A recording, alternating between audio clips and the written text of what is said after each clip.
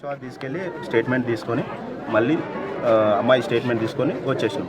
మమ్మల్ని పిఎస్ నుంచి కాల్ చేసి ఆ విషయం కూడా వచ్చి చెప్పినాం. ఇట్లా స్టేట్మెంట్ అయిపోయింది, మరి అన్నీ అయిపోయినాయి, మీరు మాకు ఇన్ఫర్మేషన్ ఇవ్వట్లేదు, అసలు ఈ కేసు రిమాండ్కి తీసుకున్నారా, వానికి మీరు కేసు పెట్టినారా, రిమాండ్కి వచ్చినారా అనేది కూడా నాకు చెప్పలేదు అని చెప్పేసి కూడా నేను సిఐ గారిని ఎస్ఐ గారిని అడిగాను. అప్పుడు ఆ ఫైల్ ఉండేనంటే ఒకసారి ఆ ఫైల్ అని చెప్పేసి ఆ ఫైల్ గప్పుడు తెప్పించుకొని అప్పుడు ఏముంది ఈ ఫైల్ అని గప్పుడు చదువుతున్నాముగా నేనే డైరెక్ట్ ఉన్నా. నాకు అనిపించింది, తర్వాత సరే అని చెప్పేసి చూకున్నా.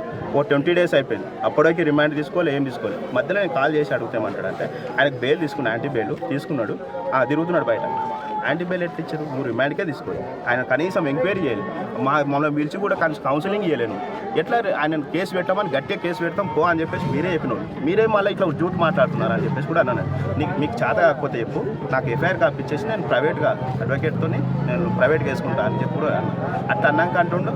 నేను అట్లేస్తా, మళ్ళీ పిఎస్ మీ మీద నిర్లక్ష్యం కూడా అని కూడా వేస్తాను నేను అని కూడా అంటే, ఏ బాబు నువ్వు అట్లా మాట్లాడు, ఖచ్చితంగా అవుతుంది పో, నేను చెప్తా పో అని చెప్పేసి నన్ను పంపించేసిండు. ఆ రోజు నేను ఎఫ్ఐఆర్ కాపీ తీసుకొని వచ్చేసాను. మళ్ళీ తర్వాత ఒకసారి కాల్ చేస్తే అక్కడ థ్రెట్ ఉంది, అలా చంపుతా అంటుండు, వాడు బయట తిరుగుతున్నాడు. మరి మీరు చూస్తలేరా, మీకు ఇప్పటివరకు దొరకలేడు, మీరు మొత్తం పబ్లిక్ అందరినీ వెతుకుతున్నారు కదా, దొరకట్లేదు కదా, మరి ఇప్పుడు ఆడు బయట తిరుగుతున్నాడు అంటే ఆడు తిరుగుతలే బయట, ఆడు ఎక్కడున్నాడో తెలియదు కానీ మా వాళ్ళు మస్తు తిరుగుతున్నారు ఆయన గురించి. అంటే షాబాలా తిరుగుతున్నాడు ఆయన అంటే, షాబాలా ఎడ తిరుగుతుంది నాకు ప్లేస్ చెప్పు ఒకసారి అని అన్నాడు.